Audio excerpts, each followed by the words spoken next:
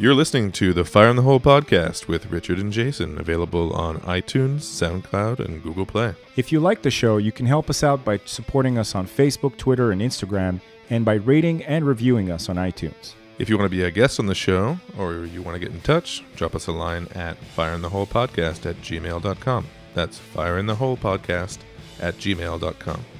Enjoy the show. Today on the show, we have returning guest and good buddy Eric Jean, a.k.a. Gene, who comes back to the show to shoot the shit with us. We talk about people who share inspirational quotes on Facebook and how they're terrible. Some books that we're reading, doping and prosthetics in sports, and as per usual, a whole bunch more. Without further ado, here is a very cool cat, one of our favorite peeps, Mr. Eric Jean, a.k.a. Gene, on Fire in the Hole. And I said, well, yeah, when things are going bad, there's going to be some good that's going to come from it. Didn't get the new high-speed gear we wanted? Good. Didn't get promoted? Good. More time to get better. Oh, mission got canceled? Good. We can focus on another one. Didn't get funded. Didn't get the job you wanted. Got injured. Sprained my ankle. Got tapped out? Good.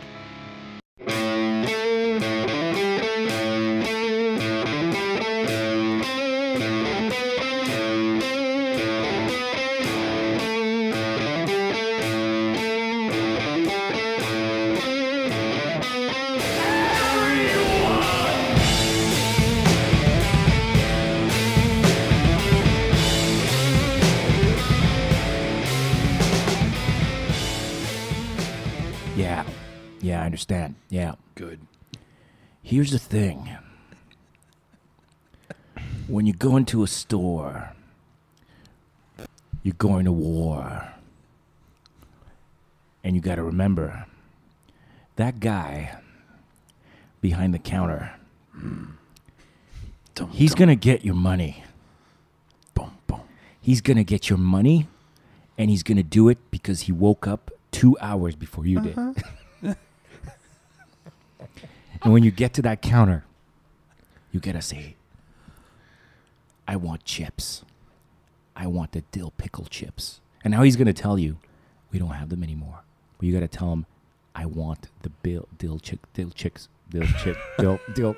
I'm having a brain fucking seizure. I want the dill pickle chips. And he's going to say, I just told you we don't have them. And then you have a decision to make. Now, when I was surrounded by insurgents in Ramallah, you know, he's just in '94. He's just a bad experience away from Walter Sobchak. Like he's just really in '94. He's a guy that's so ready, so ready. I think I love him. He's Garrick. He's Garrick from Deep Space Nine. He never turned up the chip, right? Like one day in the Gulf War on some mission, he got super ready. And then it literally broke his brain, and he's never off mission, right? He's like, I'm going to the bathroom. Okay, cool. Go for it, dude. It's cool. Going to the bathroom for most people, it's just something to do when you get up in the morning. But it's state of mind. It's a state of mind because if you can get rid of the things that are holding you down, that you could truly move ahead and attack the day, you know, whether it's a mission. Move on. You gotta tell your bowel. You gotta eject the insurgents. Exactly. yeah, like the Taliban. You know, the Taliban is a lot like going to the bathroom. You know, they don't have any respect, right, for their surroundings. They have to use extreme tactics, you know, and you just got to get them out of there. You got to flush them out. You got to flush them out at all. Flush out the insurgents. Flush out the insurgents. Otherwise, they're just going to run wild on you. And that's why when someone says, let's go eat Mexican, you say, no, not today. You know what I mean? Like I could just talk like fucking Jocko all day. I love Jocko. Yeah. If anyone's still listening to the show, We lost everyone at this point. I we think. started cold on a gentleman named Jocko Willenick. Am I Yeah, saying his Willenick. name? Willenick? Is that his Yeah. name? Yeah. Former No? Navy SEAL. Willenick? Willink. Something like that. Yeah. Willink. Yeah, Jocko. Willink. Who I discovered through Rogan because he keeps playing that video of him, the good video. Yeah. Oh yeah. Yeah, he's so obsessed I with think that. you sent it to me as well. He's so obsessed with that. Rogan will just be in the middle of a conversation about like, I don't know, nutritional supplements or whatever with somebody and just be like, do you know Jocko? And the other person's like, no. But anyway, as I was saying, what happens is the testosterone. No. When you got to see this video, Jamie, cue it up, and then he'll just stop everything, and once again, you have to listen to like, boom, boom. Mission got canceled.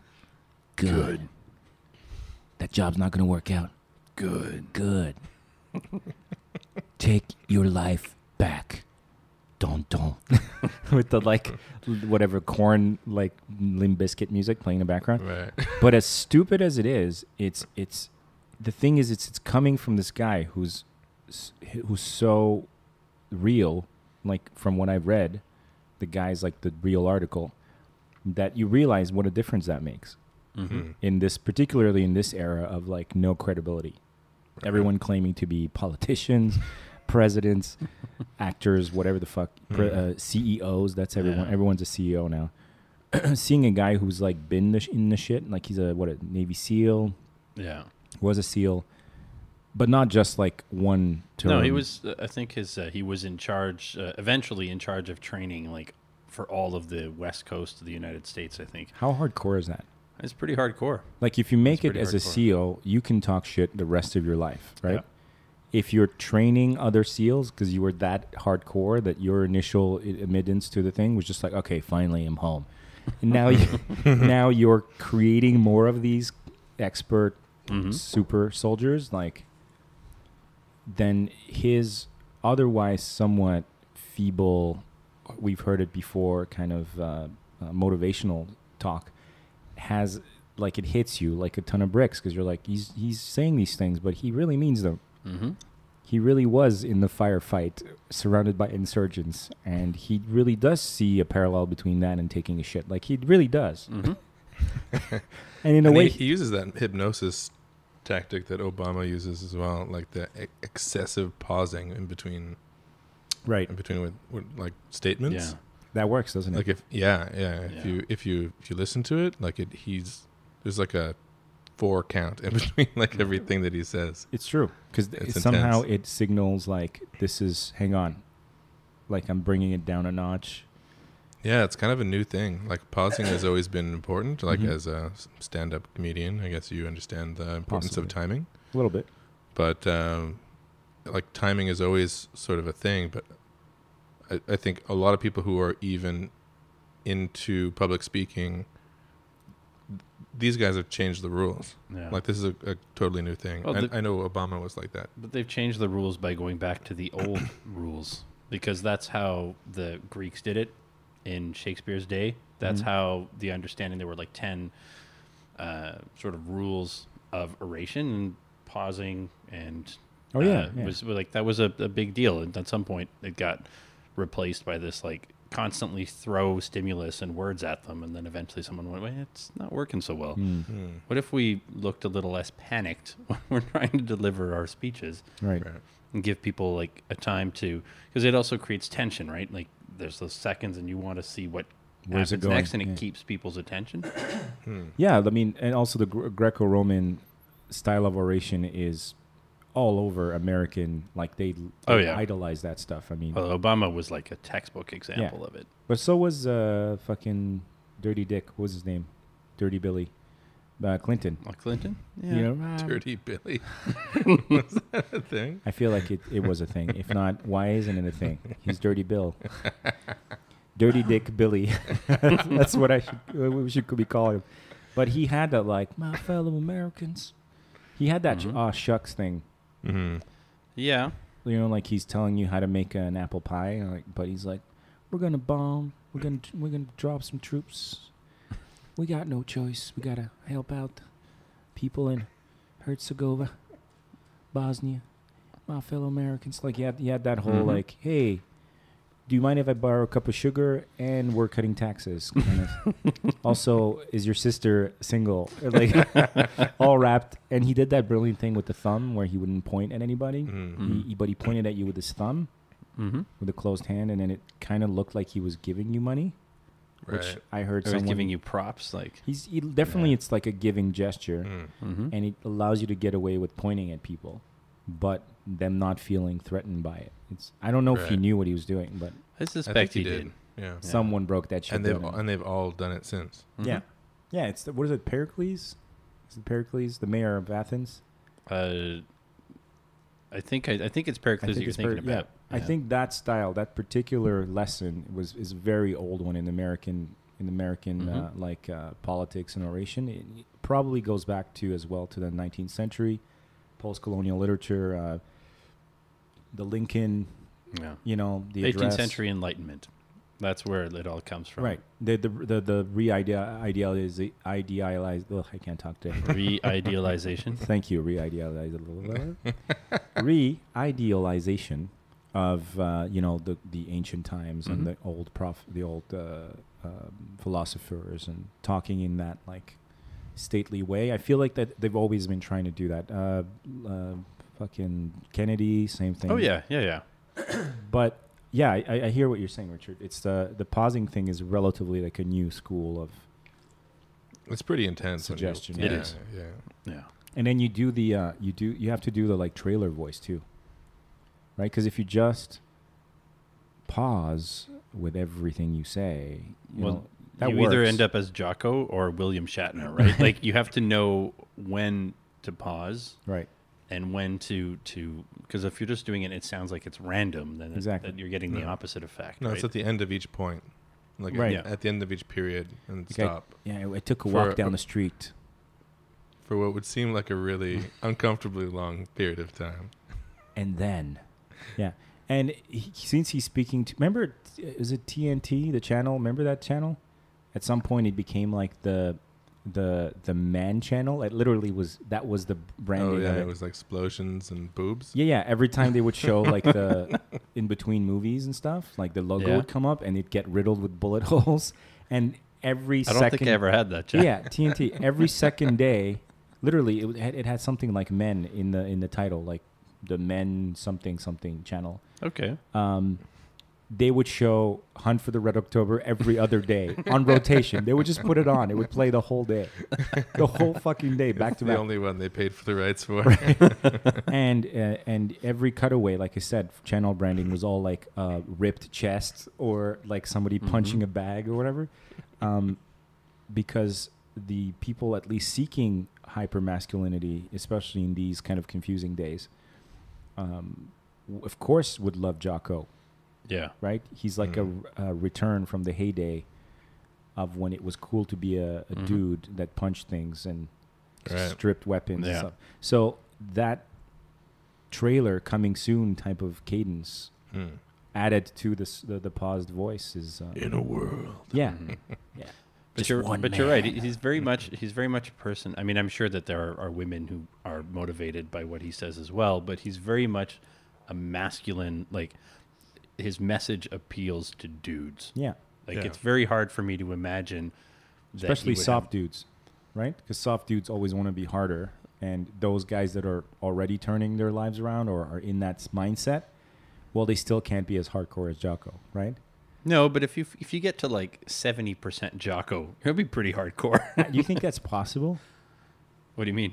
I don't think anyone at like 38 is becoming a Navy SEAL commander. No, that's not what I mean. I mean like his kind of no compromise outlook, right? Sure. Like, I mean, I'm never going to become a Navy SEAL. I don't have that ambition. And a black belt jiu-jitsu. Yeah, so graduated by one of the greatest. And this and that. He's a man. Yeah, that's my point. Like Top Gun style, which we haven't. Oh, speaking of, sidebar. Did you guys hear about the fuck up with Top Gun?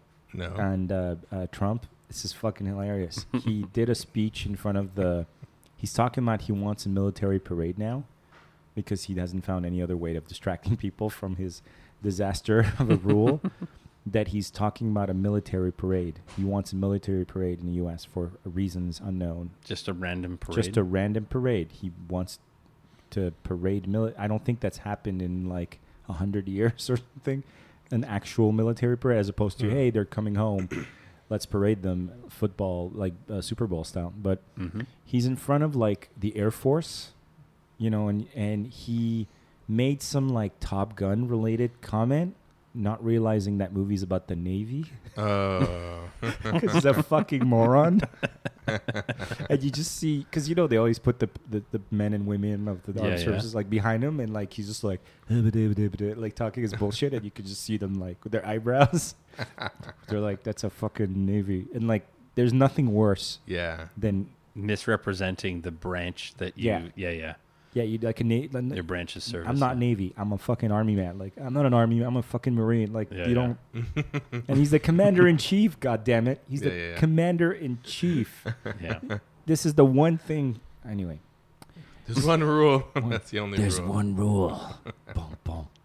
So yeah, I think Jocko is very successful, but he seems like he also walks the walk. Yeah, I mean, and that's his appeal. I think if you got any sense at all that he wasn't able to back up his claims and that he wasn't living out what he's saying, then that it would just sound like some guy blowing smoke, right? Exactly. The reason I don't hate, I didn't dismiss him immediately as another TED Talk fucking windbag, because there's so many of those assholes out there, is that most people go up there and tell someone else's story. And let's talk about this old Jewish Hungarian man who escaped the camps. And that's why I buy my new book. You're like, wait. Are you related to the old Jewish Hungarian man? No. Do you know him? You just brought that story because there was a metaphor there and now you're, right. When he's talking about extreme ownership, which is a super obvious topic, he's talking about like fucking up and getting some of his own men killed. But there's something very meditative and zen. Like, despite the fact that it's wrapped up in all of this machismo, like, Brazilian jiu-jitsu, military stuff, the point that he's making just comes down to change what you can change and learn to live with the shit that you can't change. It's very much zen, very much Lord's Prayer style. That it's just packaged. Yeah, it's just packaged. It's just packaged as this. If you do this, you're not a wuss bag who meditates for 15 minutes a day. You're a hardcore warrior who does what he needs to get done. Yeah. Right? But it's the same message. It's just packaged very differently. And your mention of TED Talks, I think, is actually really relevant because those types of talks have, in fact, transformed how these people end up presenting their message and whatnot. Like, it's really come down to, we have a blueprint how people do this, how people get engagement now. So they're like those TED Talk assholes is like very apt. Yeah. Right. Well, there's even that guy who makes fun of the TED Talk thing on a TED Talk, right? The guy. The about nothing, which I don't think most of the people in the audience actually understood the irony of that. Because they're actually TED Talk fans. Right. Yeah. So they're laughing because they think it's a parody. And they're like, oh, that's really funny. Oh, it's meta, I guess. It's meta. Wait, is the joke on us? Yeah. I feel like that's how it was. Are we the butt of the joke? Are we assholes? I paid $5,000 to be here. Are you? And I live in the city. TED Talks aren't inherently bad, but their proliferation means that you're getting some that maybe you're like, game's a little weak, son. The cult of it seems to have become a bunch of bullshit. That's the problem, really. Yeah. As it always does. Yeah. And then someone goes, hey, it's a Pete Talk. We're not like the TED Talk because TED Talks turn into bullshit. That's true. Pete Talks are about the real issues like TED used to be. Fast forward 2 years. Pete Talk is a piece of shit. Yeah. We're Sarah Talks. We're Sarah Talks. Exactly. So this is the human race again. Once again, over and over. We can't maintain shit. Goddamn humans. God bullshit. With their fucking never-ending bullshit. So how you guys doing, man? Doing all right, man. Yeah? Yeah. Should I start recording now? Yeah, sure. Why not? Might as well.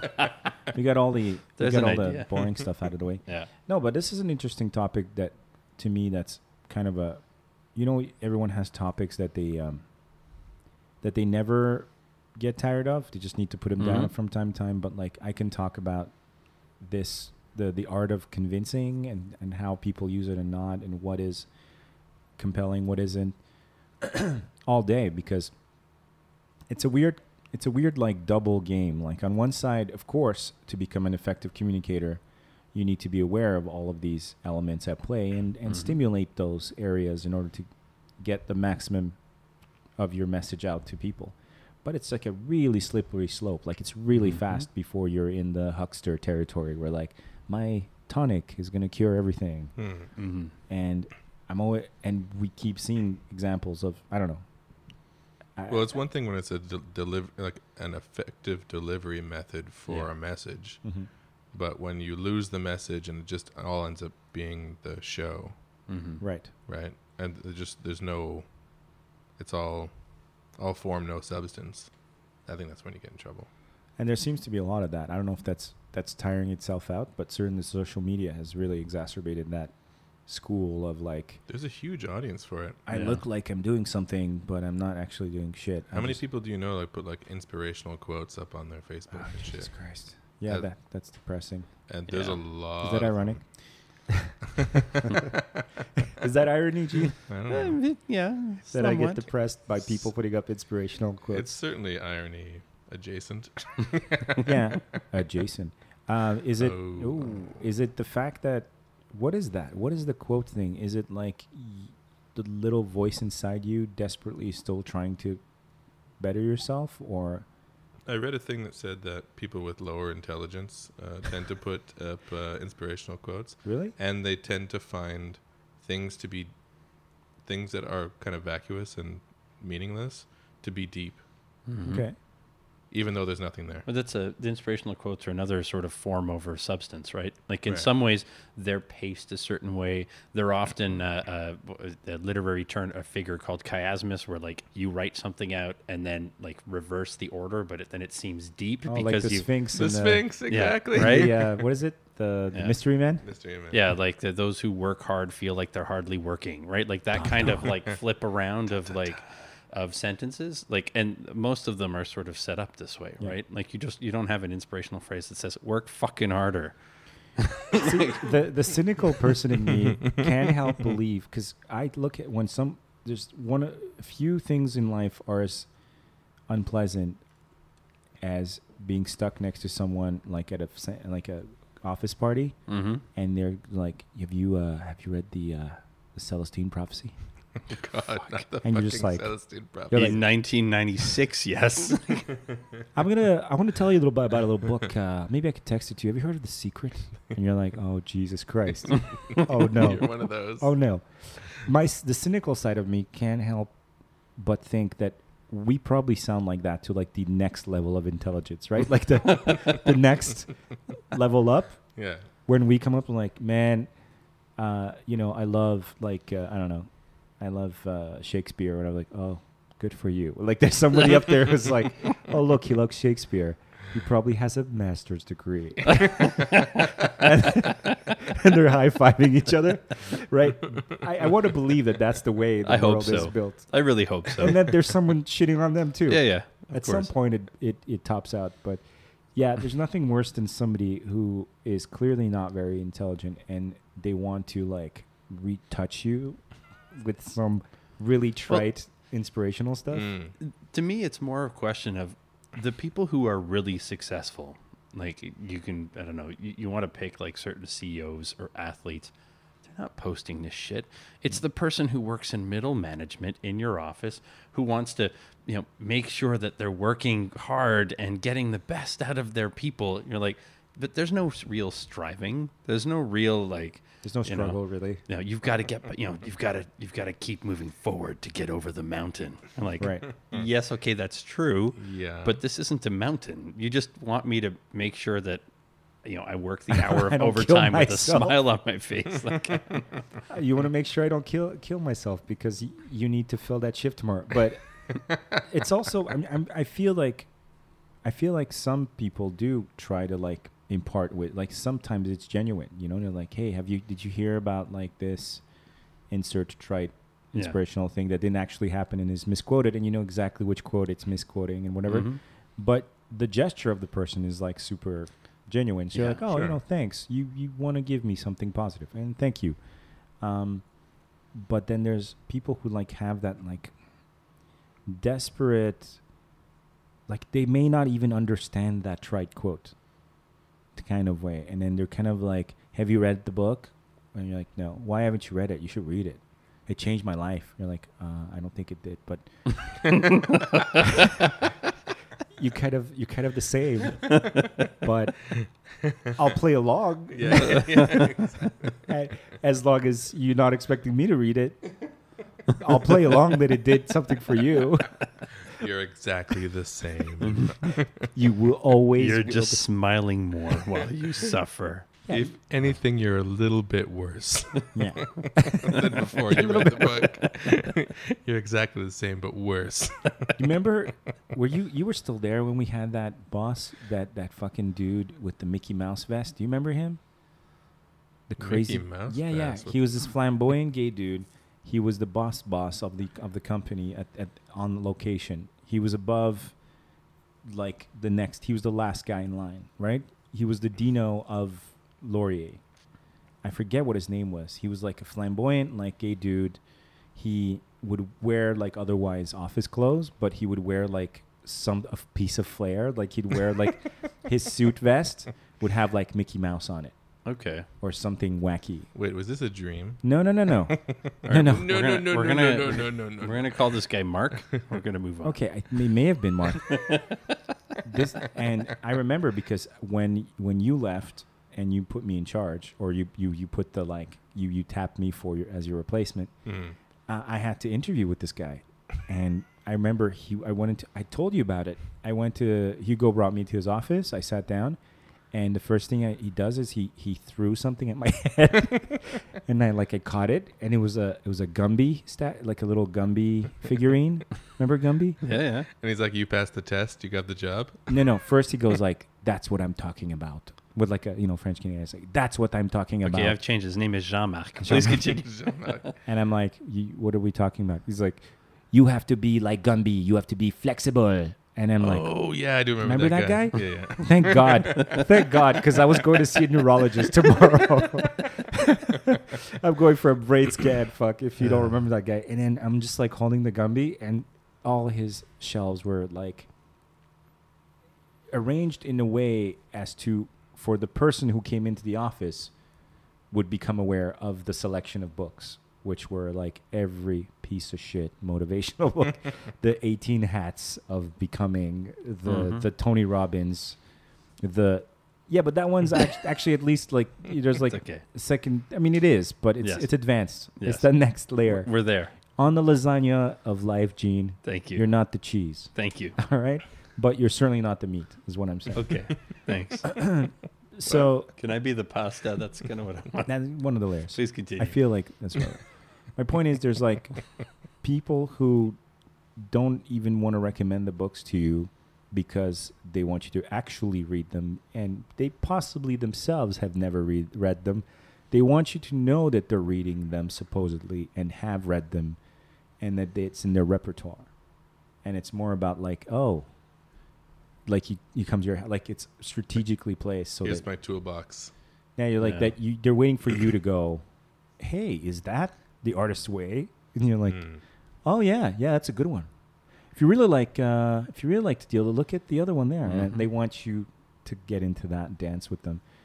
They possibly haven't read the books, and if they have like no idea exactly what it is about the books that is great. I think the difference with these, like the inspirational quotes and that stuff, is a question of it has to do with the earnestness and the understanding. Because if someone's just pitching out quotes with stupid pictures behind them, and it is clear that they haven't given it any thought, it's not particularly applicable to your situation.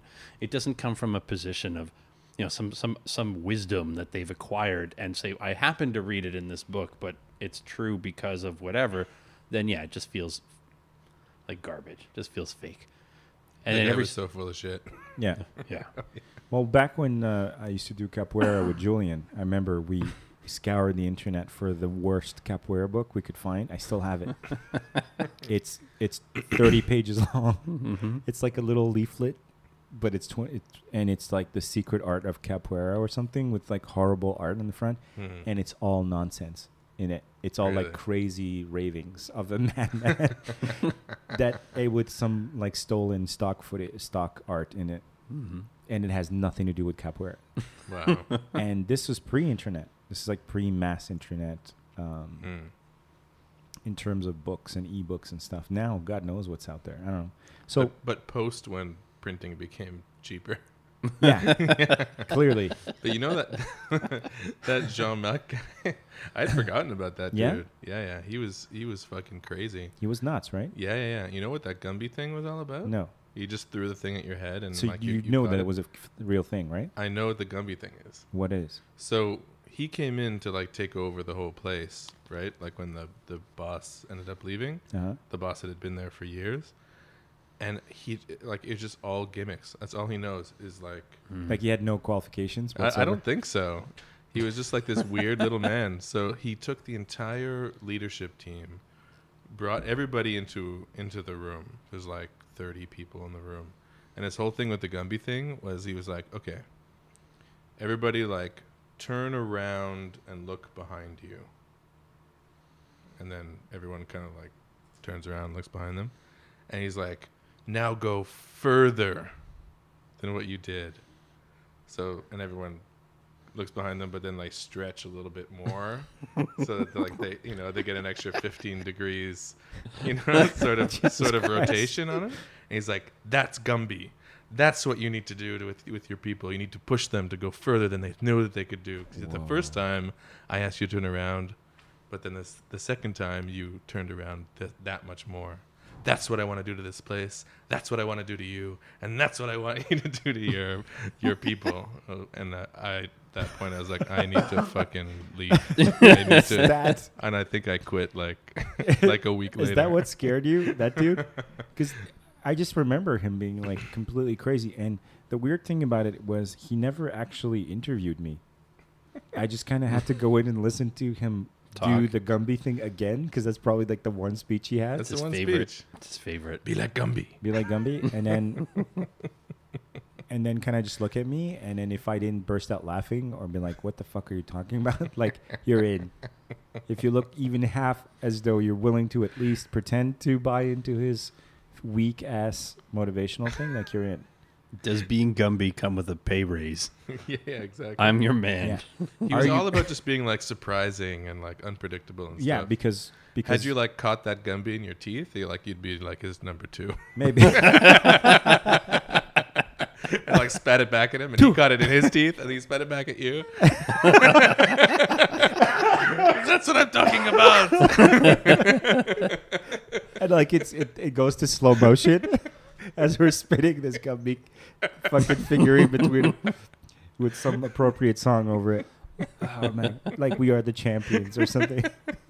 We are the champions, my friends. We're high-fiving. Yeah, he was batshit crazy. But you got to admit, that's a really smart tactic. If you know nothing, and you're, we've seen it in a bunch of 80s movies we love, right? The mistaken identity, and you have to play the part kind of thing. Then, of course, it's brilliant to bring in like a vision, quote unquote, of like, I do unpredictable. I do surprise. I don't want to know what you're thinking. What are you thinking now? What about now? What about now? Like, you want to do some of that bullshit because you can hide the, like, I didn't actually... Well, you just want to put people on a defensive and, like, feel like they don't have a stable footing, right? Exactly. You want to make them feel as dumb as you are. You actually And are. when you feel that they feel dumber than you are, then you attack. There's a perfect... when they don't know what the hell is going on or what to expect, people do tend to work harder just to try to appease you. Actually, it's Donald Trump. Yeah, they think there's Trump is doing exactly that. They think there's like a magic answer at the end of all of this madness. When in fact there's... Or they just want to be left alone. They're like, don't let that crazy guy talk to me. So I'm going to work harder. There's a film that fully encapsulates this. I may have mentioned it before. It's a Richard Pryor movie that nobody knows about called Critical Condition. Okay. And he's literally like a convict. He's a convict trying to like get away. And he gets brought to like this island hospital. And there's a storm and they're marooned for a while. And that... he like puts on a lab coat and tries to sneak out. Okay. But they mistake him for like the only emergency doctor moonlighting, their blah, blah, blah, 80s theme, right? Yeah. But not only is it a hilarious movie, but he literally has to come up with more and more creative ways of Making it seem like he's an actual surgeon. yeah, like he's supposed to be the head dude there, right? And then he just keeps kind of using the young people that are around him. You're like, oh, there's this decision to be made. You're like, well, I think you should make it. I can't. I'm like a first year. He's like, John, when are you going to start believing in yourself? What? But I mean, legally, I can't. Listen, I know. Regularly, yeah, it's my call. But I know what the answer is. I want to know if you know. I want to know if you know what. Are you ready to be a doctor? Yeah. But he has to do this for like a whole night, where like the challenges are getting crazier and crazier, and at some point he's like, "I'm gonna fucking kill someone. I gotta get out of here." And everyone's like, "He's the best dude ever." Usually those moonlighting doctors, like, they don't give a fuck. They just breeze through here and collect their check. This guy cares. Right? He's so confident. But he's charming. This idiot we're talking about wasn't charming. He was just nuts. Just creepy. Nuts enough to attempt this. And I feel like probably a lot of people, including the president of the United States, have pulled this off. This Right. smoke and mirrors. Yeah, he probably just like a snake oil salesman. He has his like big briefcase full of bullshit books and like Gumby figurines. Top. And as soon as like the jig is up, he just packs it all up and he's gone, like on to the next town. Probably 100%. And I feel like Gene was saying, these people have probably existed from the dawn of time. Of course they have. Yeah. Of course they have. They've taken out. They had different hats, but literally, literally, they were always hats. Or Mickey Mouse vests, because I'll never forget the Mickey Mouse vest. Yeah, that's pretty special. I can almost believe like someone with the Mickey Mouse tie. You're like, okay, you're kind of still kind of normal, but you're A little like cheesy. the vest is No, the vest is the kind of thing like a hospital clown would wear. To cheer up the kids in the cancer ward. Like the what is it, Doctor? What's it called? Patch Adams. Patch Adams, yeah. It was a Patch Adams vest. It had no place there. It was a call center, for fuck's sake. Nobody needed that kind of inspiration. Although it did feel like everybody was dying, was terminally ill, but only on the inside. Their souls. The guy's getting cease and desist letters from like Disney, fucking Gumby, whoever has Gumby. Yeah, seriously, who has Gumby? At Probably Disney. I'm going to assume it's Disney. It's fascinating to me, this constant ebb and flow of like brilliance and then charlatans sort of game that I keep seeing in everything. Advertisement to like, I don't know, but that's the problem. I mean, I think Stuart Lee, that British comedian I really like, that is not well known here, he has a whole bit about where he does just a bit about what the top rated things on the BBC were in this year in this year, and he starts listing shows that were like, because he's challenging his own lack of celebrity or not being the top comedian in the UK, being well known, but just like, but that doesn't mean anything, he says, because in 1998 the number one show on BBC was a show where they showed paintings all day and played classical music. There was no show. They just showed various paintings of landscapes to classical music, and it was the number one rated show in the UK. And then the next year it was some game show, but not even like a good one, just one of those poule aux œufs d'or kind of thing, which is, I think, still the highest rated show in Quebec. It's up there for sure. And you've seen the show, right? No. I haven't seen it. It's just the mon oncle et ma tante, like these sort of late middle age, but people in their 50s and 60s from like rural Quebec, all sitting in the bingo hall type thing. Yeah, and standing to maybe make like not even millions, but maybe like thousands or tens of thousands of dollars from like playing this game show with golden eggs. Yeah, and there's like really no production. There's no like. No. It's not like The Price is Right, which is totally watchable, or was anyway when I was a kid. It still is. Is it? It's still good. They've kept the formula alive. Yeah, Drew Carey's doing all right too. So right. Yeah. This is literally just like watching a raffle or a bingo hall, but it's the highest rated show on TV. So like, think about that when you're like, oh, my show got canceled. Or, it's not because it wasn't necessarily any good. It was making too many demands on people. Too many notes, motherfucker. It's because of humans. Because they don't know anything. That's the problem. Humans. That's the the central thread throughout all of this bullshit. Stupid. Is that it works with humans. Yeah, maybe that's why Elon Musk is so terrified of AI, because he's come to this realization. He's like, the computers will kill us because we're in the way of progress. We're in the way of good things. Humans are vermin. I mean, really, really charming vermin, but let's face it, we're not good for much. Not really. We don't make things better most of the time. Only for ourselves. That's the right. only ambition we That's have, true. is to make things better for ourselves. So then we Like can a then tell virus. others how, hey, I infected 10 people today. What about you? Nobody, I swiped, nobody, I didn't infect. Nobody. Oh, well, I got to go. Got to infect more people. Keep swiping. All right. Hey, buy my new book. You can infect people too. I can? Yeah. Just here's the formula. So, haven't you ever? Yeah. And don't you hate it when I do? So here are 10 steps. Okay. And then get out of your comfort zone. Okay. All right. You're gonna hate it, but then you're gonna love it. Oh. Okay. That sounds good. Never give up, and results may vary. If this doesn't work, it's you. I'm out. Also, stay tuned for my next book, part 2. Why it's you. Why? I've given you the anatomy of every self-help book ever.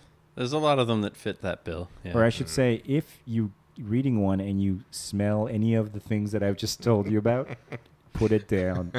Take an axe to it. Abandon ship. Yeah. If you're like, okay, it's kind of saying that, but there's content here, or there's a lot of pausing.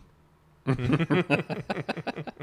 at the end of the day, I think if we go full circle back to Jocko, is the reason I don't dislike him is because even Rogan is kind of leery of he went through his youth reading all of the obvious, like the Tony Robbinses of the world. He's the guy that ordered the tapes. Yeah. Self-admitted, And he kind of says it. It is kind of a bit silly and over the top, but there's something about him that you're just like, yeah. You know what it is? Is that a lot of these books, the ones that smell funny, that don't work, is because they're talking to you like you're a special little flower and that you can't take it and the world is a difficult place and you need to... It's like, no, you're not a fucking special flower. You're just like every fucking buddy else. Yeah. There's no secret. There's no shortcut. If you want shit, you have to put in the work. Maybe you'll get lucky and your results will vary in a positive sense, but if you don't put in the work, you ain't getting shit. And that's the appeal of a guy like Jocko. He's not sitting there going like, well, on Tuesday, I didn't feel like going to the gym. And, I felt like it was a blue day. So I took a day off because, the things were just not. No, he's like, you go to the fucking gym. Yeah. Because that's the choice you have to make. Stop pretending you're special. You're just like everybody else. Discipline. You get to decide do what it. you want to do with your limited resources. Yeah, I think I liked his approach too of like, and if you don't end up going, don't kick yourself. No, You didn't go. That's exactly the line. Like, But get up the fucking next go. day and go. Exactly. Get up the next fucking day and go. Yeah. Right? Like, Yeah. that's that simple. Yeah. Or even the same day, right? Like, yeah, maybe you stayed home. Yeah, you fucking go. Yeah. What if you just went though? You can take tomorrow off. But Yeah. chances are You're not gonna. you're not gonna. I love that. Yeah. I got on such a kick out of that. I just started writing to Richard, like fake Jocko once. I started writing him a bunch. It's comedically, it's just gold. Mhm. It's gold, but it's funny because it can be made fun of because it's simple, Mhm. and simple often seems dumb. Yeah. And I think the ones that all this self-help stuff that's really dangerous is the stuff that tries to overcomplicate it and writes a 350-page book when 100 pages of, hey, listen, dude, I know you don't feel like it a lot of the times, but motivation isn't about feeling like in the mood. It's about having a goal and realizing that there are non-negotiable steps you have to take to attain that goal. That's how it works. Yeah. You don't need, and anything that tries to like pour sugar and maple syrup on top of it to make it more palatable is cheating you out of actually useful advice. Right. By making it seem like, well, you know, it's if you don't feel like it, maybe you just haven't found the right, like, no. Let me tell you a story. Exactly. Get the fuck up. Go. Yeah. What about you, Richard?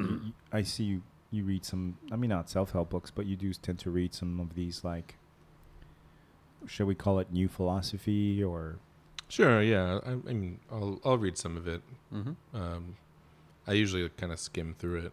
There's usually about a paragraph worth of of information in each book. What's the best one you've come across where they were like 2 paragraphs? Or which I don't know if there's one that I can think of off the top of my head. Are there types that you like more over others? I mean, there's a lot of just because of the career that I have on the online stuff. It's a lot about like how people make their decisions, how people identify with groups, like how, you know, that kind of stuff. Like how do you stand out from the crowd, sort of thing. Like people don't make their decisions in a vacuum, and just understanding the mechanics of how people do that is pretty interesting, I think. And are you getting any answers from these books? Like, or is it more confirmation, or it's just a different way of thinking it, you know, like things that we would know sort of intuitively, they just describe and you know, they verbalize it in a way that makes it seem simple. And it's like, oh yeah, well, I kind of already knew that, but now I have a sort of a succinct way of being able to verbalize that. Okay. Can you think of an example, or? There's a lot of like, let's say, Seth Godin stuff. He had a lot of stuff around like how people get really excited about certain things, and he was talking about like shit. I don't remember what the word was, but it was this Japanese word, and the Japanese word for like being like very enthusiastic about a certain thing. And he was talking about how like people tend to gravitate around these particular subjects, and there's always this person or this small sort of in group in the middle who are like really, really enthusiastic about this thing, and everyone kind of follows along with that, you know. And so like an example of that would be like wine, you know, like people like lose their shit over wine. They devote their entire life to wine, but there's no like equivalent for like mustard. Right. You know like what I mean? Or there is, but it's a very niche thing. Not really. Like nobody gets excited about mustard. I disagree. There's somewhere there's a mustard competition. Sure. But it's a very small community. Maybe it's very niche, or, you know, but there are certain things that people like go super deep into, and there are certain things that people don't really do. I think to Richard's point is most people won't get excited about mustard. Correct. Even the people who are not diehard into wine will get excited about wine. They'll be interested in it. They'll recognize there are good choices, bad choices, and so they'll at least peripherally be interested. Sure. I don't give a shit about mustard, right? Right. Like Right. it's I mean, not as hot, as much of a mainstream thing. Right. I get it. Yeah, so there's like this super like hardcore center of people who are like devote their entire life to that, and those are like the ones they call like sort of like the influencers sort of thing. And then you have like a kind of a group around that who are like they're pretty hardcore into it, but they like they have day jobs, and they're not just lives. You know, they don't just taste wine for a living, let's say. Yeah. And then there's people who are like, oh, I'm kind of peripherally interested in this kind of stuff, and it sort of radiates out from based on your how hardcore you are about that one thing. You know, stuff like that. And then like you know, if you start trying to do something online, or you that's in line with like these sorts of groups, then you need to kind of plug into those mechanics, those communities. Like how do you plug into that sort of stuff? And that's sort of like a lot of what the internet is just like all these sort of adjacent overlapping communities of people who are super hardcore about different things. And some people are involved in multiple communities like that, but it's really just we've never had anything like that in the course of human history, where everybody on the planet who's really intensely interested in whatever that is can kind of get together over that. Immediately connect with other like-minded. Yeah, it's huge. Okay. It's a huge shift for humanity. and for those that can control. There are some people who are seeking to control, and Or there are some people harness. who are like looking just to plug in and communicate with those people who would be interested in what they're doing. Like if you have some kind of new wine contraption, or you're trying to do some startup thing, then these are the people you're gonna need to talk to. But so understanding like how those different communities work is, it's kind of interesting. What about you? What's that one that you read? Oh, this one, The Practicing Mind. I bought it on a whim because I wanted to be more focused when I'm practicing guitar. I was like, I feel like I want to make more progress, and I feel that these types of books, they kind of fit into two categories. There will, like, kind of like Richard's saying, like every so often there'll be one with like a paragraph that sticks out. So you have those that you're reading and you're kind of hoping to learn something from. This one's more a kind of like, hey, just a reminder, these things, but it's good to remind yourself from time to time so that you don't get carried away. I didn't know what I was getting into when I bought it. I just kind of went. I was going to say, it's a bit of a dick move to write a book about focusing. Yeah. It's a bit of a dick move because people with focusing problems tend to like be scared of books to begin with. Yeah. It's kind of like the person who determined the spelling of dyslexia. It feels like it's a bit of a dick move. Or lisp. Exactly. Humans suck. Yeah. Okay, so any ones that stick out in your mind, other books that you've read where you're like, this is a good one? I don't know, because I kind of feel like these types of books, what feels like a good one for me may actually someone may read. Well, that's what I'm asking. I'm asking what's good for you. But I got this book because I'd read one before, which is a pretty famous book called The Inner Game of Music. And it was written by this guy. It's like the original was called The Inner Game of Tennis, and then this guy thought, hey, this really works. Like I should write about it for music, and it was like pretty interesting. And there were a couple things from it that I thought were kind of neat about. Again, it's often common sense stuff where you think about it. You're like, okay, you want to learn a difficult passage? Well, play it really slow, right? Like just play it at like retardedly slow speeds, where all you're doing is just focusing on getting the motion exactly right. You mean pausing dramatically? Well, no, because you got to stay in time, right? You still have to keep the same tempo, okay, but really yes, like pausing blank, dramatically, blank, but also blank. practicing like a lot of it had to do with getting out of your own way when you practice, when you're sitting down and not being focused on the result, not being focused on, I got to get this right, but just kind of realizing that, okay, you've logged your 20 minutes of concentrated, focused effort, move on, come back to it tomorrow. And eventually, if you continue to do this, then you'll make progress.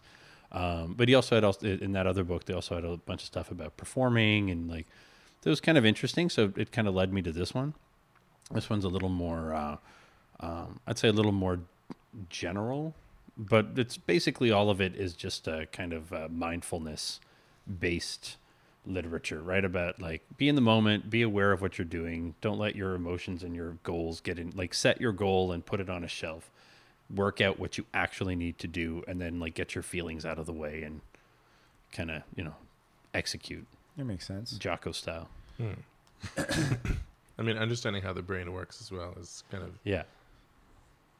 It helps. Yeah.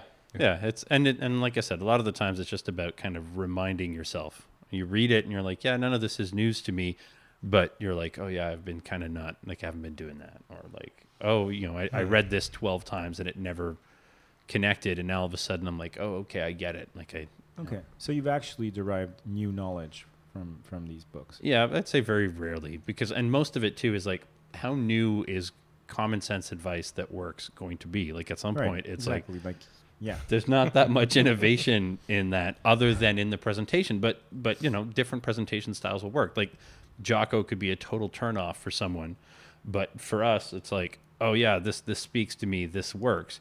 And someone delivering the message in a completely different way, saying the exact same things, will totally miss the point and not be interested in, but someone else will totally connect with and say, this is my secret, right? Like, or my eat, pray, love, or whatever the hell, right? And it'll have the same kind of impact on them. So. Yeah, I don't know. I have concentration problems. I think I always have had. it's very, very difficult for me to read for any prolonged period of time. I mean, I manage it, but it's a chore. Like, I feel fucking exhausted. If I've read like 20, 30 pages of something, I want to like... Maybe you just need glasses. Because I thought I had that problem, and then I got glasses. Really? Yeah. No, I can see the writing. No, it's just I have to constantly force myself not to jump words and jump lines. I jump lines all the time. Yeah. I think everybody who reads a lot, you don't really read a full book. You skim. Yeah, it But depends that's no on good, right? No, No. that's the way you're supposed to do it. It depends. If you're reading this book, you don't need to read every word. You're just trying to read to understand the sense of it. The book I read before this was like an epic poem written by Derek Walcott, one of my favorite writers. And so, yeah, I'm going to read every word because the whole point is the language. But this, Right. I just want to get through it. I just want to read, like, where's the insight? Where's the interesting thing? So skipping And most words of is good. those, They have like 2 or 3 maybe concepts that are Yeah. worthwhile. Yeah. And so if you just kind of understand it, if you just skim through until like they end up talking about something that speaks to you a little bit, and then you might pay a little bit more attention, then skip because the rest is just fucking filler It's drivel. and examples of like over and over again, like going over, like if you understood the concept and you don't need to have 3 examples over the next 50 pages, drop it. Okay. Drop it and move on. Yeah. And a lot of it has to do with why you're reading. Like if you're reading to acquire knowledge or because you're interested in stuff like that, versus you're reading because it's an activity that you're enjoying, then obviously, you're going to not necessarily read in the same way. That's right. But well, I mean, a lot of these books are not reading it necessarily for fun. no. No. Like you're reading it in order to get something out of it. Yeah, a few of them have. Every so often, you'll come across one where like the style of the writer is captivating enough that I actually find it entertaining to just like I'm going to read the whole thing, like even though the insight potential is pretty low. But yeah, so skip words, Jason. It's the right way to do it. I highly recommend. You're doing that. it right. Those CEOs who are reading like 60 books a year or whatever, or 60 books a week. Yeah. They're not reading every word. They're skimming, and you get better at it as you go along too, to be able to kind of like, oh, okay, I know what this is. Yeah. I know I can safely skip like 2 pages after this. Does that actually have any use? I wonder. Sure. Remember Caro? Yeah. Remember how many fantasy books she had? Yeah, not the same. No, she well, had we're not talking fiction though. Sure, but I mean that's still information. I Right. suppose. I mean, she was clearly reading it because she liked consuming the stories of it, and who knows? Maybe she did read diagonally and paused or took more time when there were passages she was more interested in. Like I don't know, but I just felt like she spent every moment reading, which is why she got through so many of them. But Yeah, if you're reading fiction in that way, then you're escaping into this other world sort of thing. That's not where you like skip. Okay, blah blah blah. Not like they're talking about the stupid dragons again. Not with fucking dragons. Right. Well, No, like you're gonna savor those dragons. those sexy dragons. There was Tammy's mom too, who I remember used to burn through like 2 John Grisham books a week or something like that. Like 2 of those fat paperback lawyer things. Yeah, Or some people love that shit. they just burn through like these crime but My but dad used to. They're read very those. I think he readable. still does. Yeah. like and they're kind of written that way, right? To Da Vinci Code type of the flow. They're very, for the most part, they tend to be very straightforward, simple language, simple sentences, and that just speeds up your reading. Like you're not because you're not dealing with these 3-line sentences with 7 clauses in them. You're just like boom, boom, boom. The information's coming, and you're reading through, and the story's advancing. right. Yeah, I guess I could see the appeal. I just I don't know. Just getting through the Game of Thrones is like I just like holy shit. I'm sure it's good, but I can't do it. I could watch like 23 episodes of a show back to back though. So what's the difference? It's not an attention span thing. No, it's just it's the medium. I think for me, like the audio visual is way more compelling any day. Although I have read some certain things, and I like to write, which is weird. I like to write, but I don't like to read. It's a strange kind of thing. Weird. Yeah, I don't know. I think about it because I see my older sons going through some of the similar sort of attention deficit things. Oh, really? Yeah, and I'm starting to wonder if maybe we both have a problem, or if that's just not how our brains are built. You know, Yeah, that's just maybe. not what we're designed for. So long as we've got some time to kill, I think I'll have a beer. We don't have no beer, just tequila. What's tequila? Yeah, it's like beer. Is it fattening? Fattenings? Forget it. If it's like beer, we'll have some. 3 tequilas. Sure, amigos. Enjoy yourselves. But try not to get into too much troubles, okay? I don't know. I've never been. For me, I much prefer if I'm gonna engage with something for plot. I'm with you 1,000,000%. I'd rather watch it and listen to it a lot of the times. So I don't sit at home and read a whole bunch of plot-heavy fiction. The stuff that I like when I'm reading fiction and poetry and stuff is all of the things that has to do with the language. That's why I never care when someone spoils the story and says, this is how it ends. I'm like, I don't care. The point of reading it is to feel how it's put together. That's the joy of it. Whereas if it's all about like who murdered who, like I'd rather just watch it on TV. Like, I think I am more of a article, editorial, like magazine guy.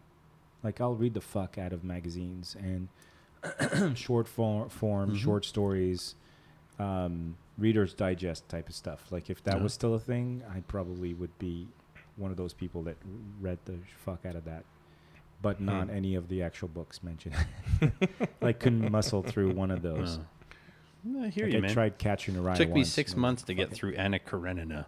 Oh God, I know it was torture. Russian is even worse. Well, I mean, I Russian wasn't reading it in Russian. No, but I mean, just it carries over That's true. the dour. I mean, I think I may have had a particularly poor translation, but Yeah. it was. Like Tolstoy and that stuff. Like it's genius It work. scarred me. It scarred me. It's fucking dense, dude. Yeah. It's dense as shit. Yeah. But we'll read Dungeons and Dragons books. But you I know, think forever. the length of it can matter, right? Like I think, and that's the other thing too, is that people think that like they put reading capital R and think that it's all the same, and it's like no, like the short fiction or just the type of fictionized role playing based stuff that we read all the time is like it's very, very different than a novel, like a contemporary literary novel. They're like it's not put together the same way. It doesn't require the same type of concentration or engagement, right? Like Anna Karenina, you're in for a ride. It might be very good or entertaining, but it's going to take you a while to get through this. Whereas you pick up the magazine and you read through the thing in 20 minutes, and maybe it's really interesting. Like that's how I consume like sports news. Like I like long form, which means I don't want to read a 3-minute article, but like I'm also not looking to read too many books about, the Rocket Richard. I'm like, no, just give me the 20-minute version. Give me the trailer. Yeah, just give me the tidbits. I'm okay. That incidentally, speaking of, I know you're a big fan of 30 for 30. Yeah. I don't know if you follow MMA at all, but there was this scandal very recently with a very high-profile fighter who got caught doping again. And he's basically the best fighter that's come along. John Jones. Okay. Who beat Daniel Cormier, which was a big fight. And it was like the return of John Jones. Finally, he did it clean. He's clean. Yeah. And then caught for doping. And stripped of title again.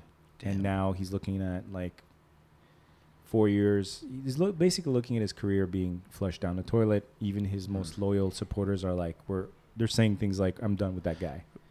But the Dana White, who's the head promoter, when they asked him about John Jones, he's like, his actual line was, he's going to make a really good 30 for 30 subject one day. Which is basically how he summed it up. Yeah.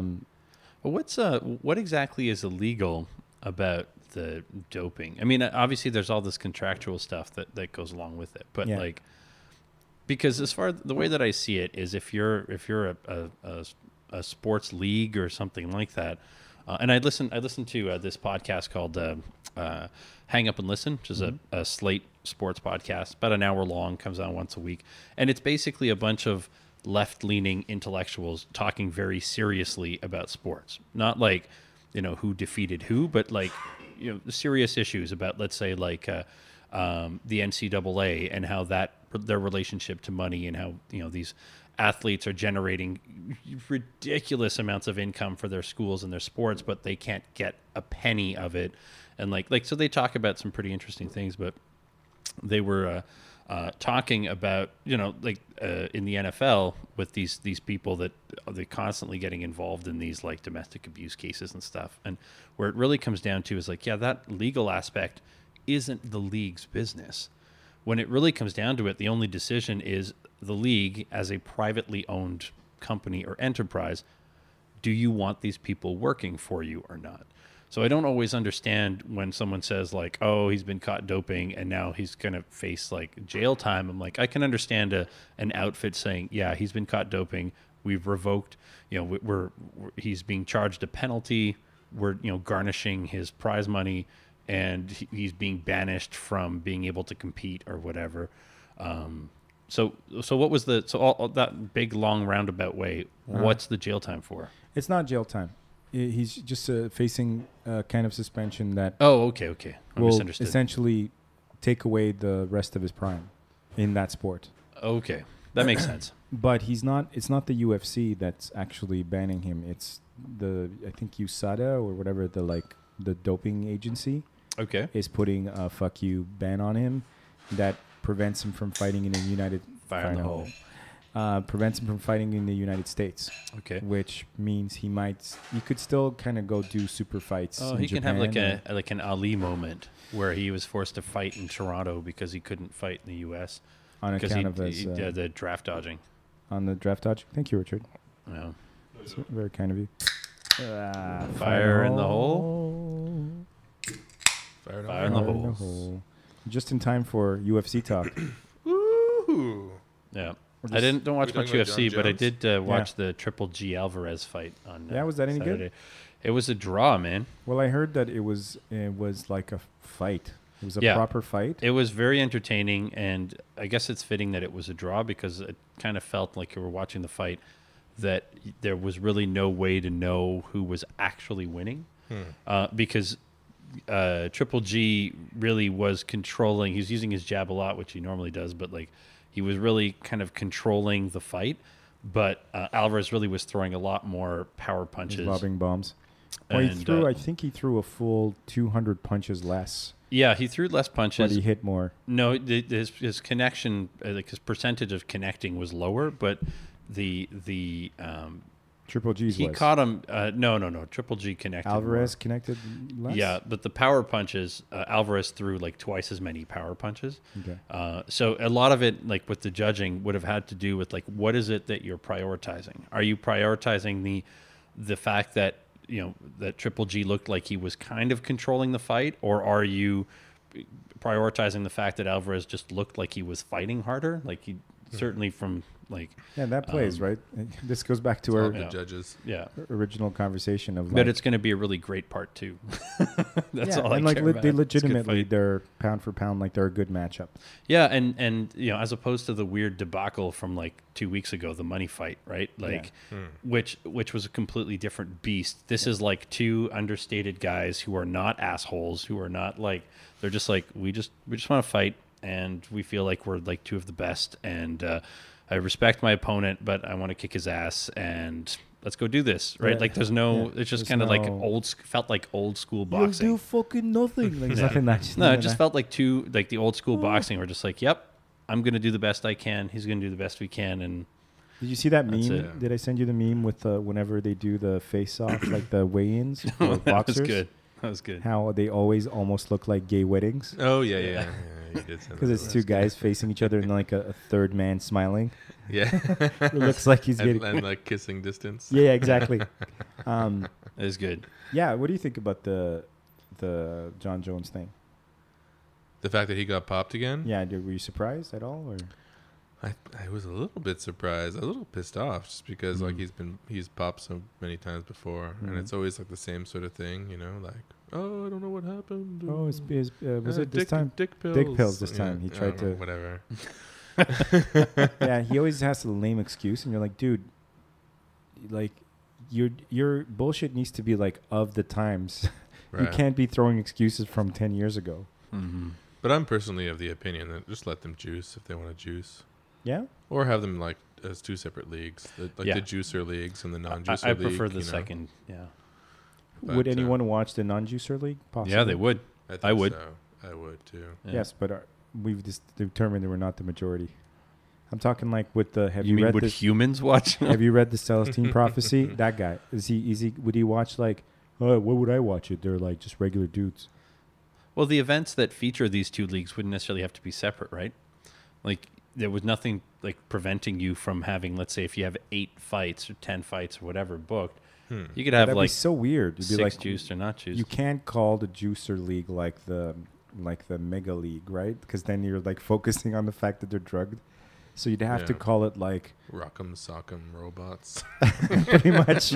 Yeah. What is it? Real Steel or what was that? What was that movie with Hugh Jackman that nobody saw? Jesus. The fighting robots. I saw it. Was it Real Steel? Oh, Yeah, I think so. yeah. Yeah.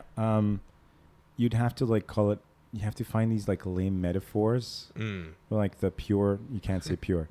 The Water League. Yeah. Or the breed. I don't know. I don't know how to, what do you call it? Like the Orion League versus the. Yeah, you name them after things. I think that's how you avoid the problem. Maybe. Yeah. Yeah. Like the stallions and the bulls, right? It's like the stallion lead. They're lean, they're clean and mean, and they're coming, right? And then you have like the bulls. They're taking everything they can. They're coming at you intense. You know, like Yeah. that's how you Slow- do it. That's how you do it. Do that slower. They're coming at you intense. Eyes, muscles bulging. The stallion. More pausing. A stallion is a horse, and that horse wants to win that race. What you gotta ask yourself is, are you a horse or are you a stallion? I could do this all day. I'm telling you. Fuck the stallion, bro. I want to be the stallion, bro. Fuck the horse. Then become the stallion. Because a stallion wakes up at 4:30 a.m. A stallion goes rock climbing upside down. A stallion doesn't ask for 5 minutes off. Doesn't ask for water. A stallion just runs. My point is, I think you should start a new channel called Mako, and all it is you're just doing Mako. you're just doing Jocko. Like, Mako Bolinik.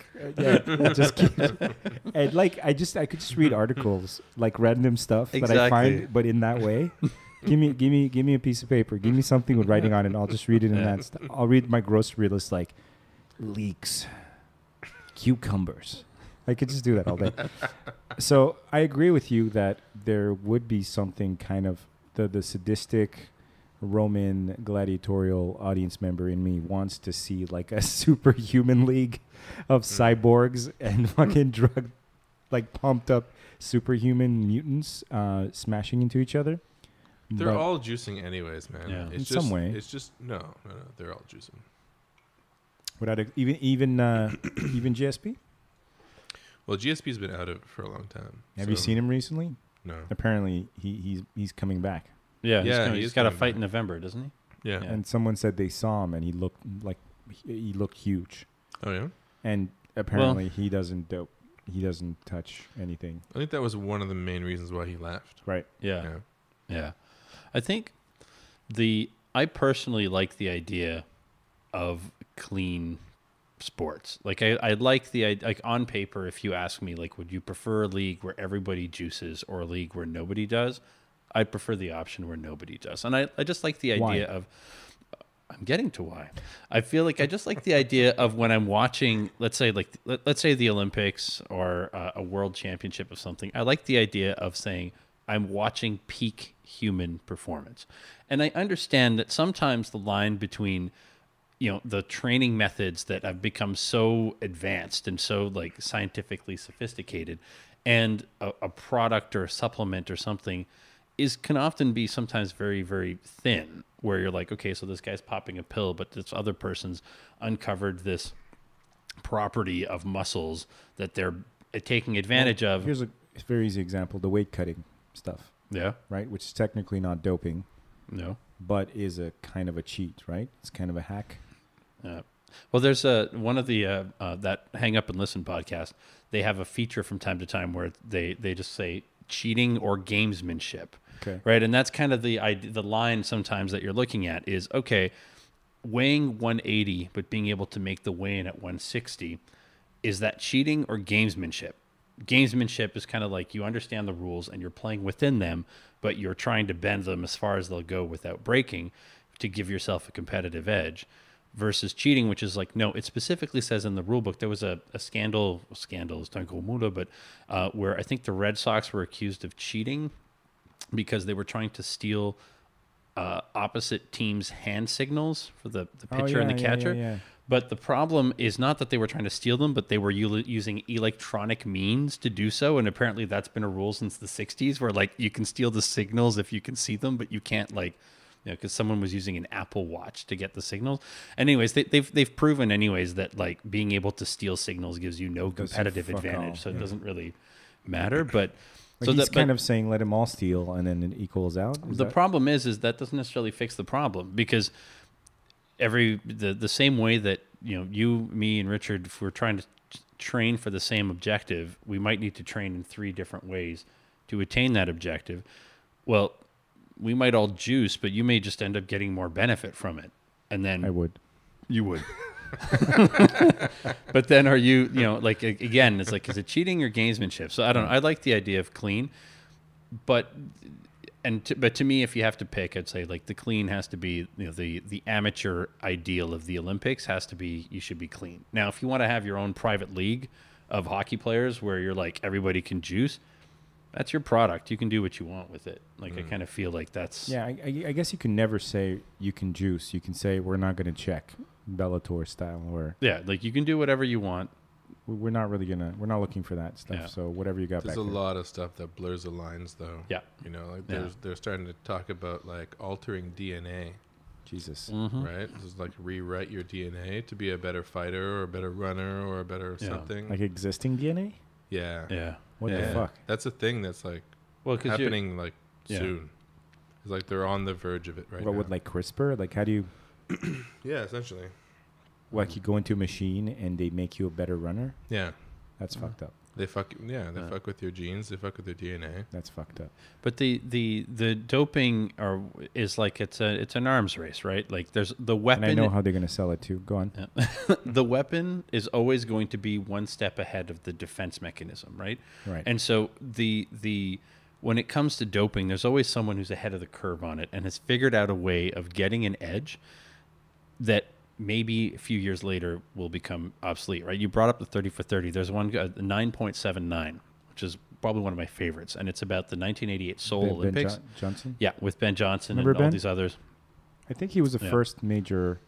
he was the big case, scandal. Yeah. He was one of the first big scandals. It's the first time we heard in mainstream of like, oh, he took... What? Yeah. But one of the things that was really interesting about it is they interviewed the guy who at the time was in charge of the testing facilities. And basically what he said is, listen, we tested, this is how it works, but we also kept a bunch of samples.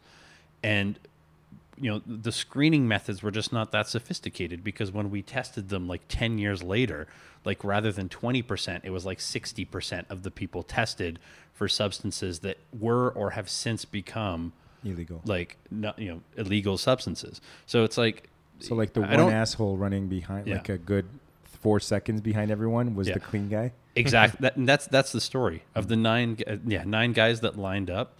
The one guy, throughout the whole documentary, you realize there's all these guys making claims that they're clean, and then there's just like text coming up on this, 3 years later, suspended for 6 years right. And they're all found except for the one guy who came in last, who was like, yeah, I came in last, but you know what's and really he's some Brazilian dude. He's the fastest man alive, and no one gives a fuck. Exactly. He's a loser to the world, but he's the actual fastest man alive. They asked Ben Johnson in this documentary, they're like, would you do it again? He's like, absolutely. He's like, the hours my mother sacrificed.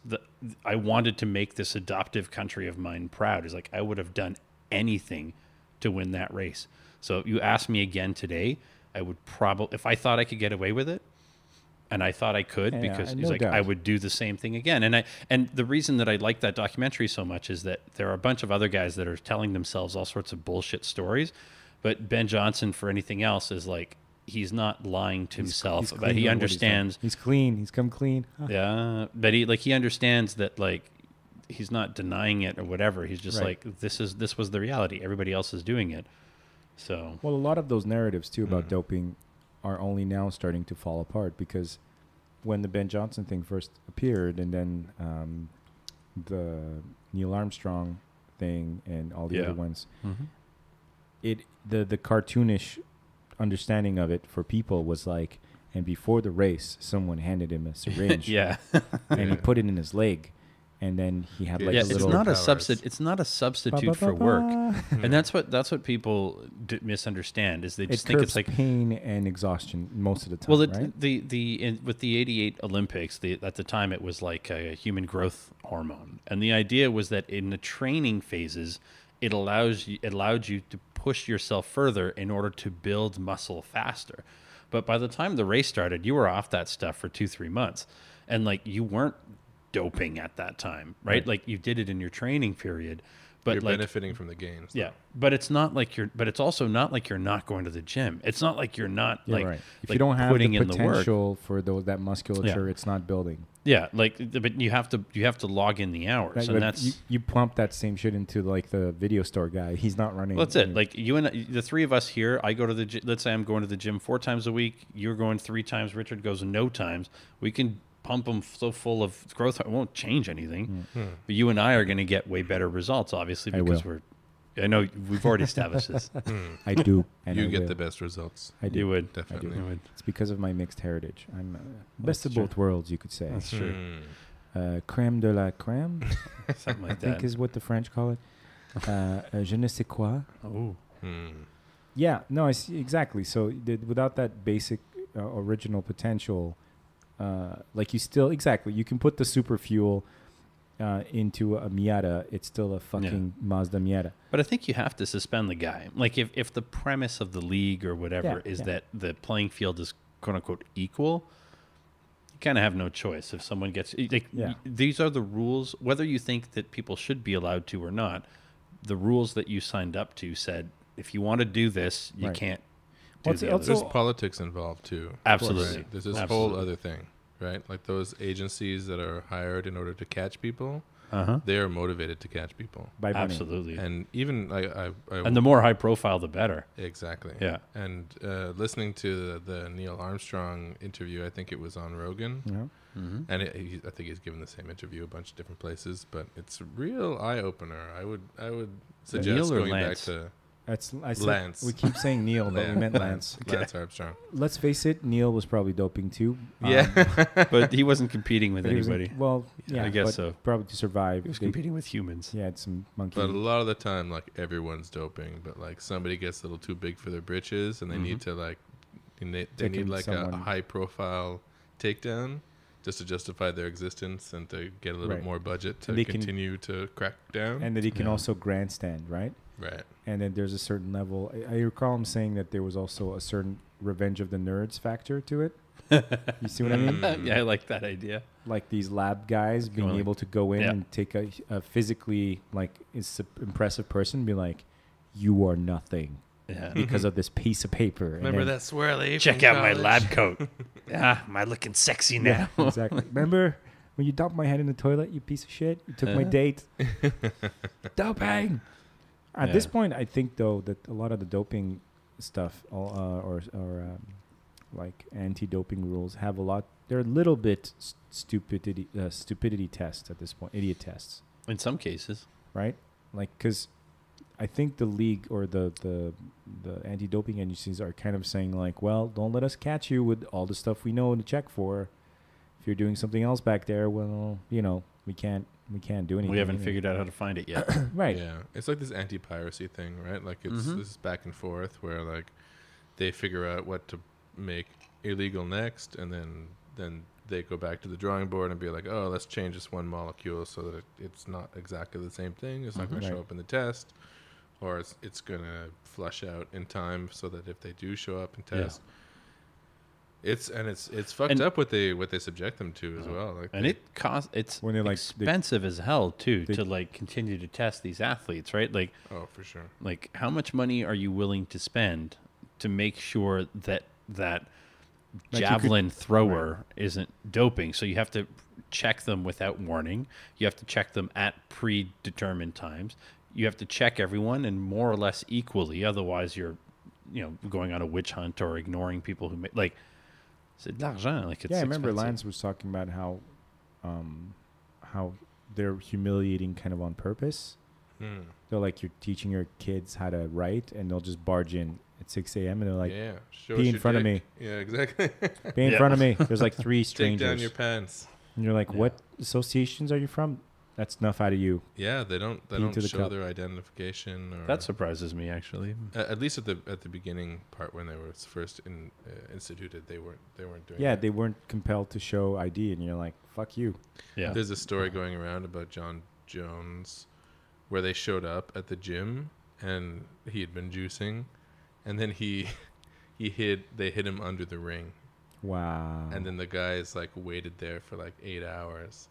And he's under the ring for 8 hours? He was under the ring for 8 hours, just like hiding out. And then they kind of figured out that he was probably there, but they didn't have the right to search. But they figured we were there for like 8-9 hours, so he must have peed at some point while he was under there. So they tried to get the permission to go and collect urine from the floor. Wow. Just to be able to get him, So obviously they've been out for him for a while, and he's pissed them off in some way. So I don't know if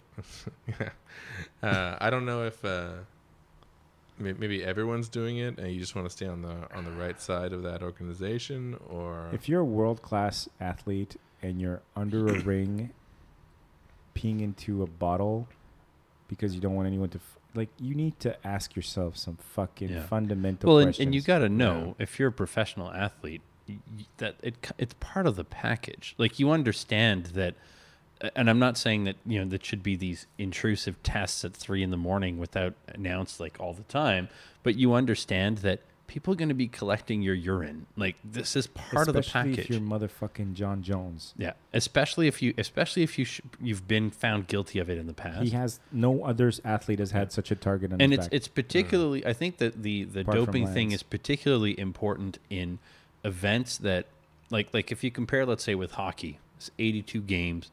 A lot of them, just the individual games don't seem important, but boxing, MMA, the Olympics, you're like, these are events people build up to and have so much built into, right? Where you're like, you're a hockey player, you're going to play for 15 years. Maybe you just don't care. Guys? Yeah, they have testing as well. There aren't a lot of guys get caught in hockey. I find that interesting. No, hockey is. There are guys who get caught, but rarely. But they also, the guys in hockey often get caught because they're doing coke or some other shit, and that's like an image problem they don't really want to deal with. Steroids, not so much. I mean, it has happened, but very rarely. But it isn't a sport. It isn't a sport that has a very developed culture of it. And I think that part of it is because they don't feel there's a huge competitive advantage to it.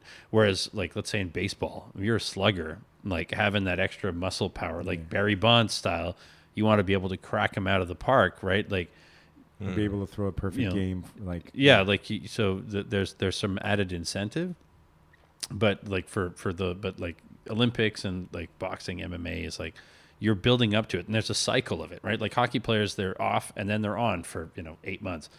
But like if you're boxing, like you're training all the time, but then when you have a fight coming up, like everything intensifies and you're building up to peak at that exact moment. It's like all the conditions are there to be like, well, maybe you just want a bit of a boost, so when you get to the top of the hill, you're just a little higher than the next guy. For that 20 minutes. For that 3 hours that you need it for, right? Like, because that's all it is. And these training regimens and diets and everything they're programmed to like the day to make sure that everything falls into place on that day that you're at your best. Like it's insane, man. Like, so is John Jones just an idiot? Is he just a moron? I think so. Who knows, man? I don't know the full story. I don't think anyone really knows the full story. Because what he got caught doing was something really obvious, right? Like, it wasn't like super hard to find. I don't know. From what I read, anyway, it wasn't like it's a new one. It doesn't even, it's called XP23, and there's no, it's like all some this stuff, standard though, bullshit. I mean, these guys are on all these supplements that we wouldn't take. You know? Excuse me. Yeah. And there's like all the stuff in those weird bottles. Right. Right. So, you know, oftentimes like these can end up being tainted with something or have, you know. Yeah, well, that was the Sanderson Silva defense, wasn't it? Sure. Yeah, but I mean, how much truth is to that? I don't know. Like, yeah, it's made of. I mean, I believe every athlete out there, let's say MMA, let's restrict it to one. They're all taking supplements of some sort that they think help them. Yeah, creatine. The difference is that it is not hard to believe that in the interest of getting an advantage, you're taking what you think is the most cutting edge, and unbeknownst to you, and this is the same thing from that documentary I was talking about earlier with Johnson, is like, well, listen, these are doctors. They interviewed this woman sprinter who's basically saying, they're a doctor. They're telling me they're going to help me run faster. I want this. Yeah, and it's not, and I'm not thinking about it as cheating because I've got a medical professional telling me that, yeah, this is okay and this will help you.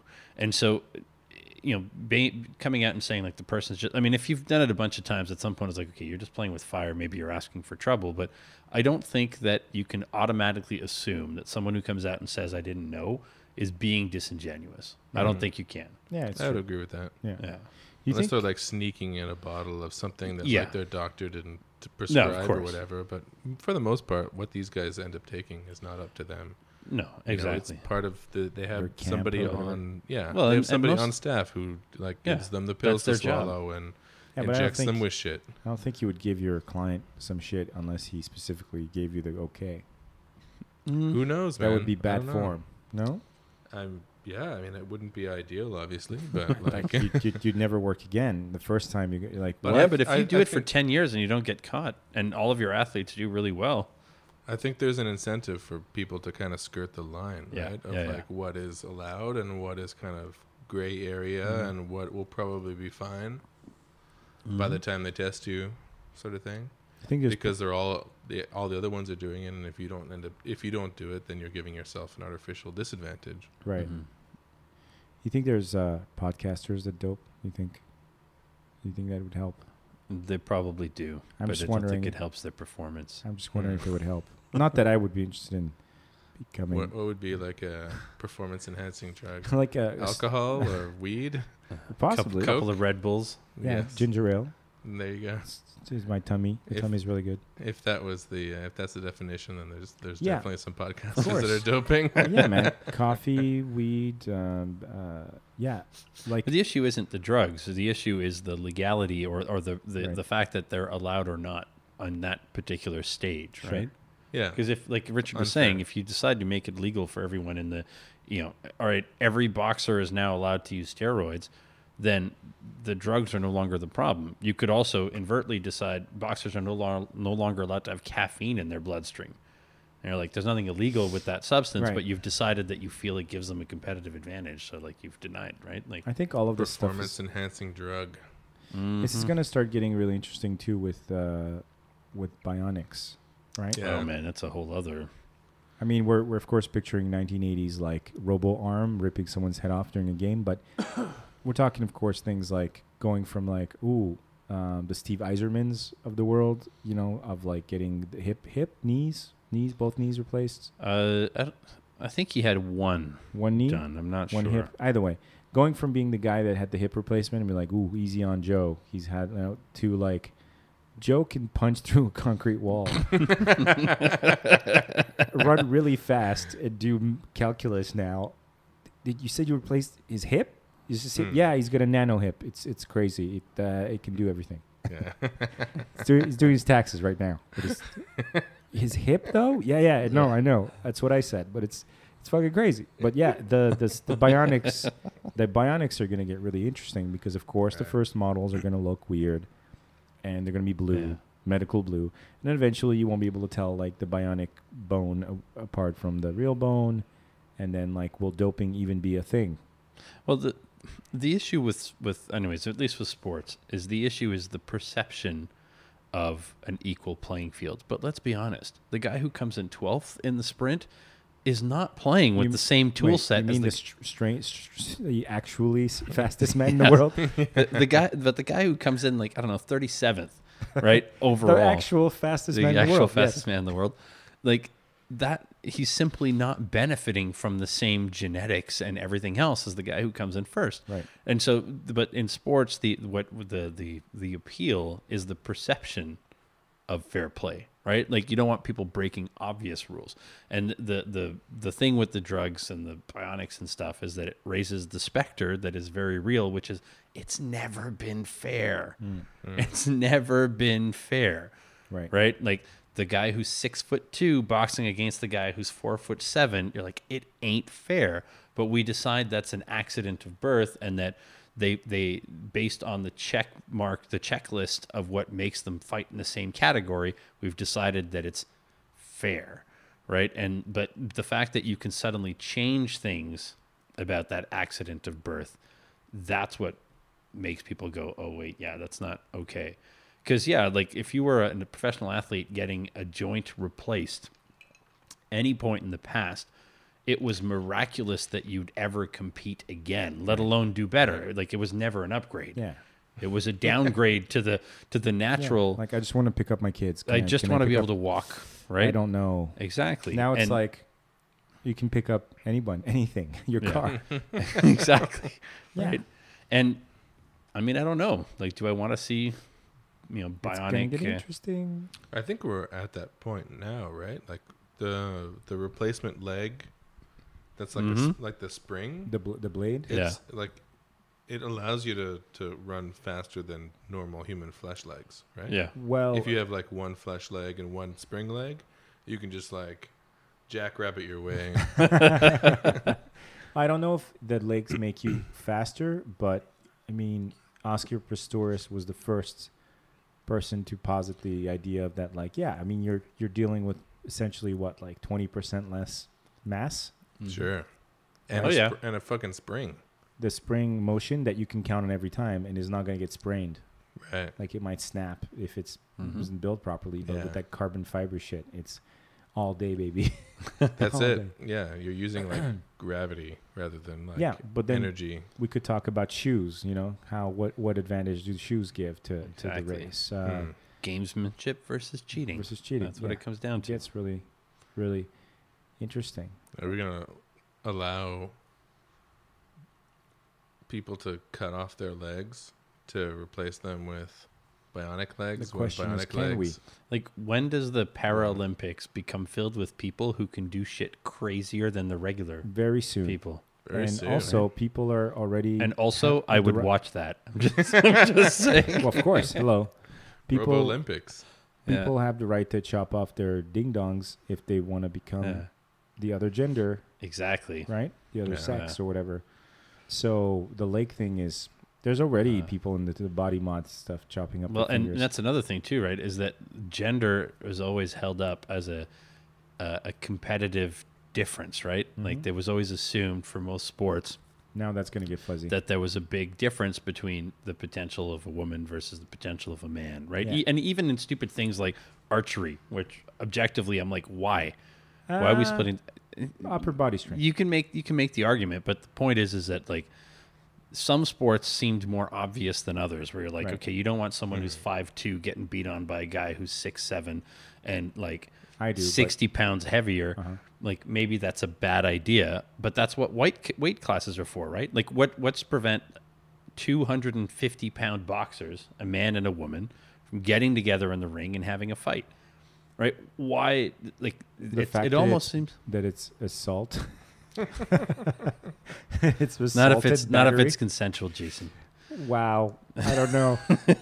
I wanted to end on something positive. Yeah, but I think like what's to prevent that from happening, right? Like it's kind of a throwback in some sense, right? That, it's like all going towards like late 80s, early 90s Sega, like Mutant League Bowl. What it Mutant Bowl League? Remember that shit? Yeah. all those sports games where but it would be like with orcs. Yeah, and you had special superpowers. Like Yeah. you could do these weird things. There were yeah. spikes on your helmet, and you just had to smash. You had to steal. You had to rip off the other guy's head. Well, and do you run remember with it. there was this game I played called Baseball Wars?